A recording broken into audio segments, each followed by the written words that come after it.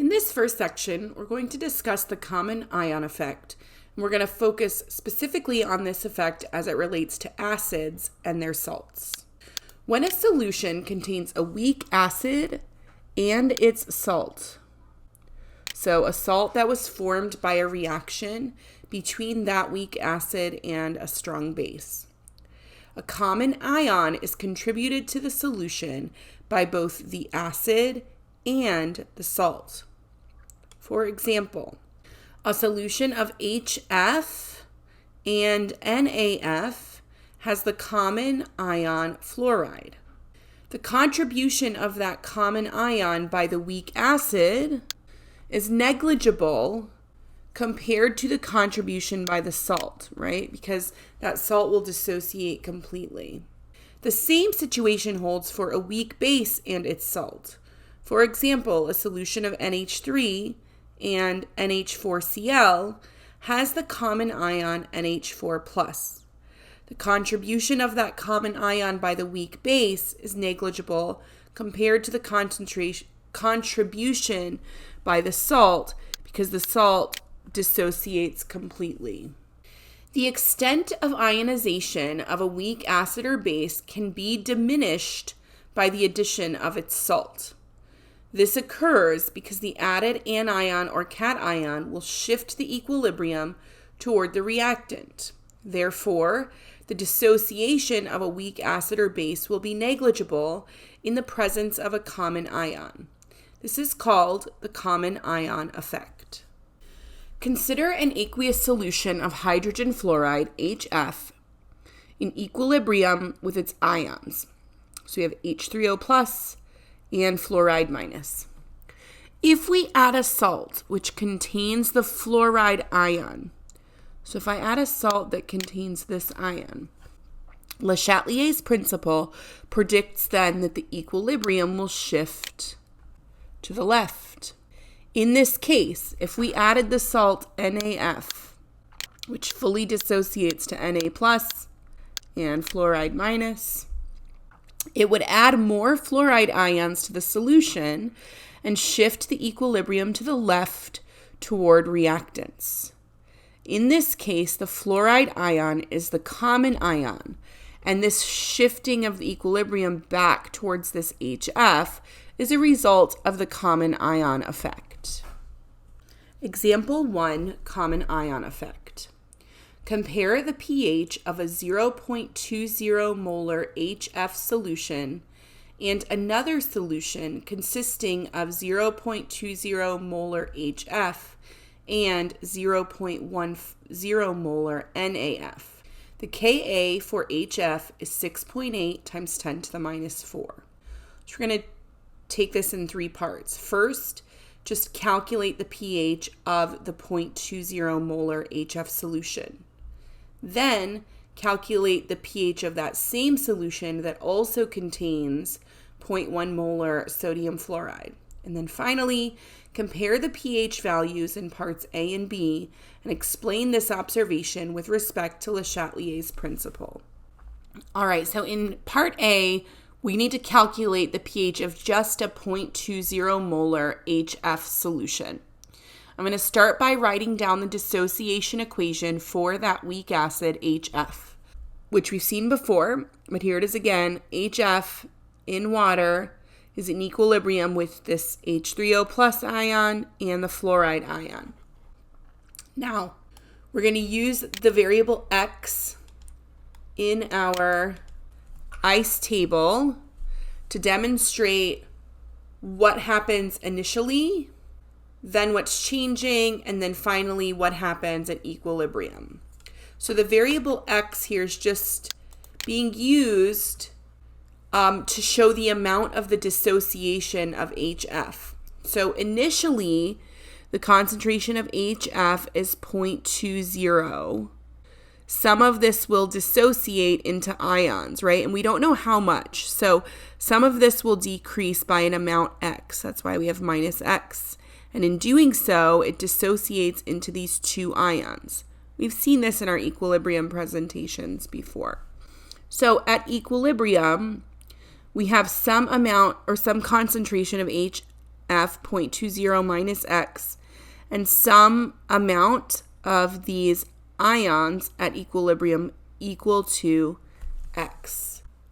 Since HF is a weak acid, the dissociation is negligible and the values of X are very small. So at equilibrium, rather than having an HF concentration equal to 0.20 minus X, we can assume this X is very, very small relative to the initial concentration.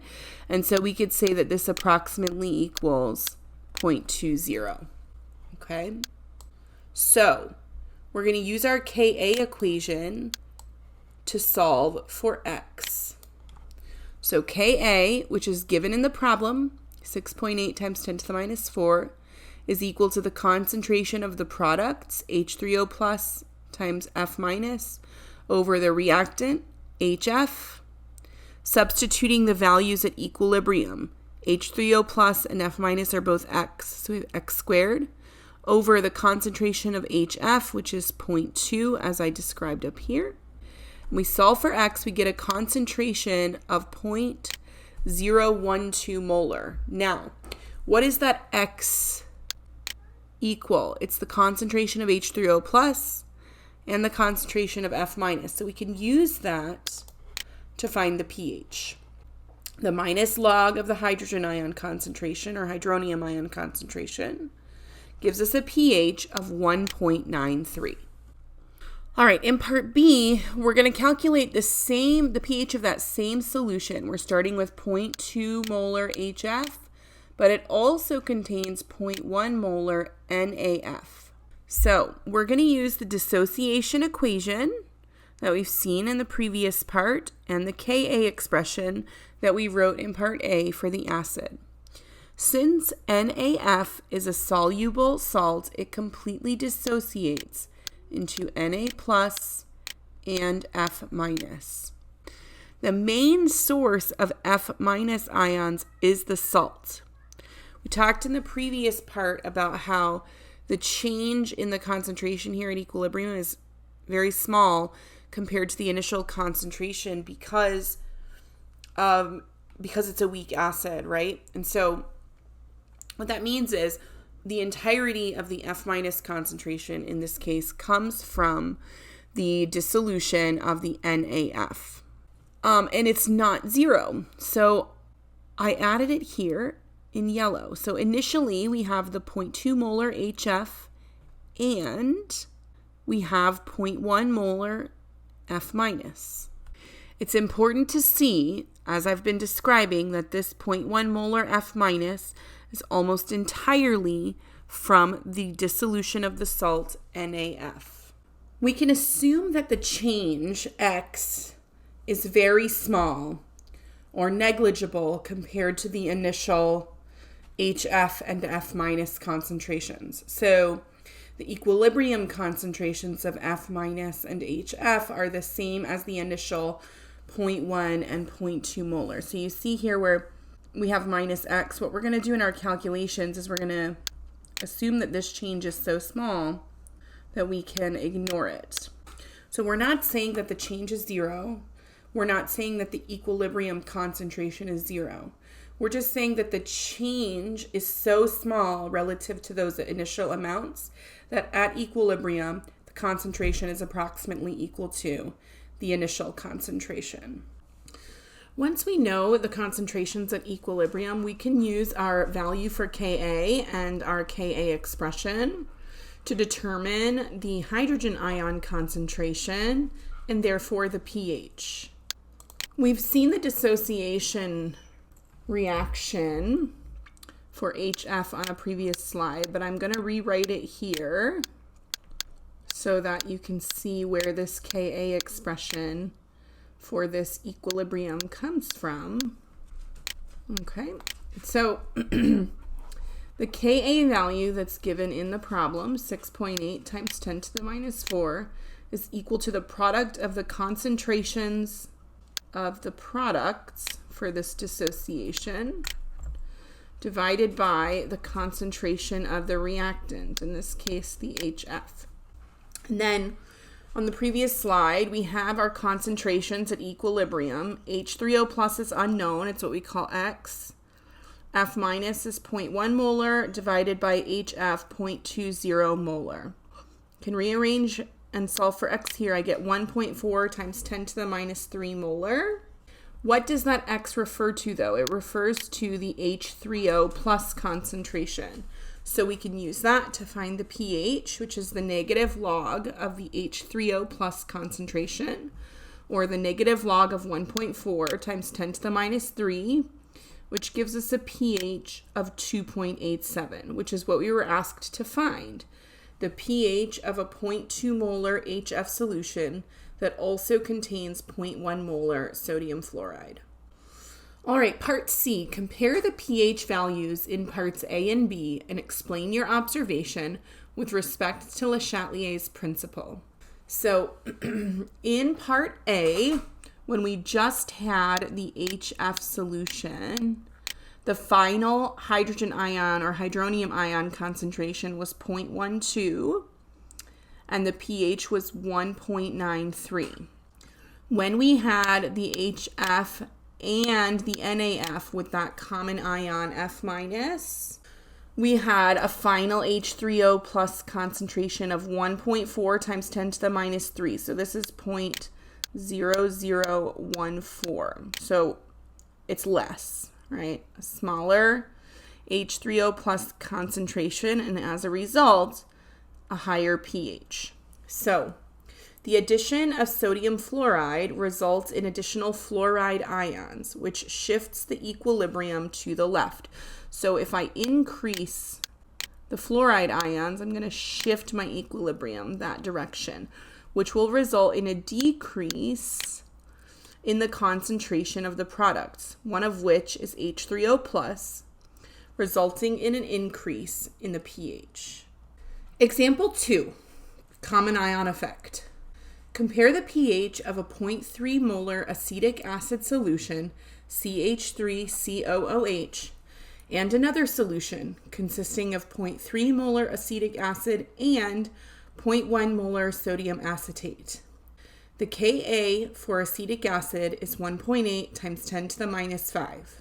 First, calculate the pH of a solution that is just 0.30 molar acetic acid. Then calculate the pH of the same 0.30 molar acetic acid solution that also contains 0.1 molar sodium acetate. And finally, compare the pH values in parts A and B and explain your observation with respect to Le Chatelier's principle. All right, let's first look at calculating the pH of just the 0.3 molar acetic acid solution. I've written the dissociation of the acetic acid and water to form H3O plus and the acetate ion.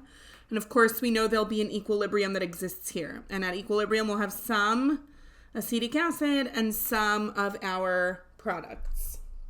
So I created an equilibrium table, an ICE table, to sort of help organize that. Initially, we can think of starting with only our reactant, 0.3 molar acetic acid and no product. As the dissociation proceeds, some of the acetic acid becomes product. And so we'll decrease our acetic acid by an amount X and increase our product by that same amount X. That's our change. So that at equilibrium, our concentration of acetic acid is 0.3 minus X, and each of our products are just X. Okay, so we know that acetic acid is a weak acid, which means its dissociation is not that much. It's negligible. And what that means is, at equilibrium, on the previous slide in the equilibrium chart, we had that the concentration of acetic acid was 0.30 minus X. And the size of this change as it relates to the initial concentration is too small to make any sort of difference. And so we could consider the concentration at equilibrium to approximately equal 0.30 molar. We can now find our value of X using our Ka equation. Remember, we can write our Ka expression given the concentrations at equilibrium. So Ka was given for acetic acid, 1.5 times 10 to the minus 5, equal to the concentration of the products divided by the concentration of the reactant. Each product at equilibrium in our chart had a value of x. So x times x is x squared, divided by, again, the concentration of the acetic acid at equilibrium, approximately equal to 0.3. And we can rearrange this now to solve for x, and we get 2.32 times 10 to the minus third molar. Now the question becomes, what is the significance of x? X is the hydronium ion concentration and the acetate ion concentration. So we can use that to find the pH. So we can say that the pH is the negative log of the hydronium ion concentration, or the negative log of 2.32 times 10 to the minus third, and we get a pH of 2.63. All right, for part B, we change things up a little bit. We say not only do we have 0.3 molar acetic acid to start out with, we also have 0.1 molar sodium acetate, and the ion of interest there would be the acetate ion. Sodium is just a spectator in this case. And so I'm using my same equilibrium chart, my ice chart, but now the acetate ion has an initial concentration of 0.1 molar. The change is the same, right? We're going to decrease our acetic acid concentration by x and increase our hydronium ion and acetate ion concentration by x. But now we have 0.3 minus x, and 0.1 plus x at equilibrium. Again, it's very important to remember that x is exceedingly small. And it's important here because it's our only amount. But here, as it relates to the initial concentration of acetic acid or the initial concentration of acetate ion, it's so small that we can say that these concentrations are approximately equal to their initial concentrations, 0.30 molar and 0.10 molar. All right, so now that we know the concentrations at the equilibrium, we can substitute those values into the given equilibrium equation that we've already written. We've seen this Ka expression before. The product of the concentrations of the products over the concentration of the reactant at equilibrium is equal to the Ka, which was given. So for H3O plus, we can say X at equilibrium. For the acetate, we say 0.1. And for the acetic acid, we say 0.3. Once we rearrange and substitute to solve for X, we say that X is 5.4 times 10 to the minus 5 molar. Now, what did we substitute X for? We substituted it for the hydronium ion concentration. So we can use that to find the pH. The negative log of that hydronium ion concentration, 5.4 times 10 to the minus 5, gives us a pH of 4.27. All right, in part C, we're comparing the pH values in parts A and B. So part A is where we just have acetic acid, and part B is when we have acetic acid with a common ion from the sodium acetate. So what happens to the results?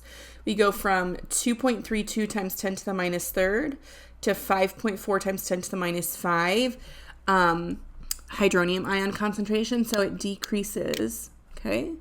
And what happens to the pH? The pH increases. So why?